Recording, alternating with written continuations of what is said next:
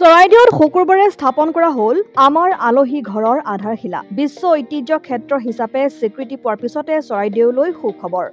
নিবনুৱা সংস্থাপন আৰু পৰ্যটকৰ সুবিধাৰ্থে চৰাইদেউত আমাৰ আলহী ঘৰ আঁচনিৰ শুভ উদ্বোধন। আমাৰ আলহী ঘৰ আঁচনিৰ অধীনত চৰাইদেউ মৈদাম ক্ষেত্ৰৰ আশে-পাশে 10টাকৈ হোম ষ্টে নিৰ্মাণ কৰা হ'ল।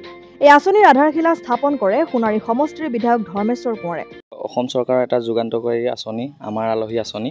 এই আঁচনিৰ দ্বাৰা প্ৰথমতে প্ৰত্যেককে আপোনাৰ ব্যক্তিগতভাৱে এটা হোমষ্টে দিয়া হৈছিলে, কিন্তু এই বছৰ 2023-24 বৰ্ষৰ বাবে আপোনাৰ এটা গ্ৰুপক মানে 10জনীয়া এটা গোটক 10টাকৈ হোমষ্টে প্ৰদান কৰিছে।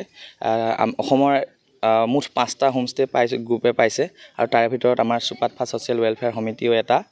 আৰু আমাৰ যিহেতু চৰাইদেউ বিশ্ব ঐতিহ্য ক্ষেত্ৰ বৰ্তমান ঘোষণা হৈ গৈছে, যিহেতু এটা পৰ্যটকৰ ভিৰ আমাৰ চৰাইদেউত নিশ্চয় হ'ব, গতিকে আমাৰ যি এই আমাৰ আলহী আঁচনিৰ দ্বাৰা আমাৰ যি 10টা হোমষ্টে আমি পাইছোঁ, সেই হোমষ্টেকেইটাই পৰ্যটকসকলক এটা থকা আৰু খোৱাৰ সুব্যৱস্থা দিব বুলি আমি আশা কৰিছোঁ।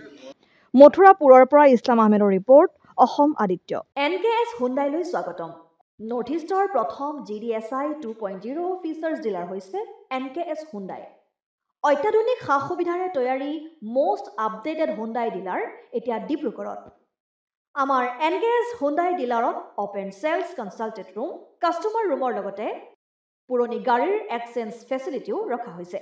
ইয়াত চেলছৰ লগতে ছাৰ্ভিচ ছেক্টৰৰ সুন্দৰ সুবিধা আছে। প্ৰয়োজনীয় সকলো এডভান্স টুলছ, হুইল বেলেন্সিং, এলাইনমেণ্টৰ অত্যাধুনিক machine, post hydraulic lift, fully trained man পাৱাৰৰ লগতে nitrogen gas filling facility, fully automatic car washer ফেচিলিটিও আছে।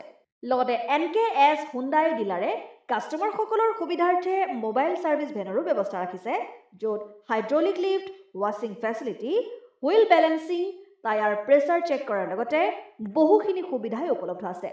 NKS হুণ্ডাইলৈ আহক আৰু সুবিধাসমূহ গ্ৰহণ কৰক।